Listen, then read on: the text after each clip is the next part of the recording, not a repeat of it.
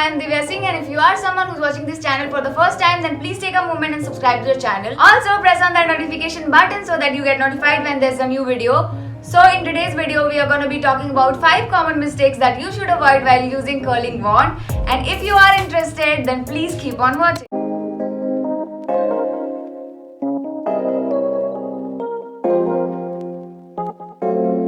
You'll definitely damage your hair if you use higher heat than desired, so stick to a temperature which is suitable for your hair type. Make sure you hold your curl for 5-6 seconds for long lasting and tight curls.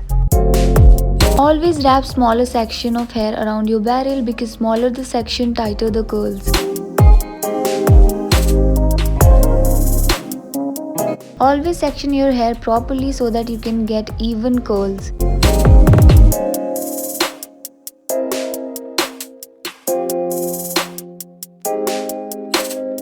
Don't hold it for more than 10 seconds because you don't want to damage your hair.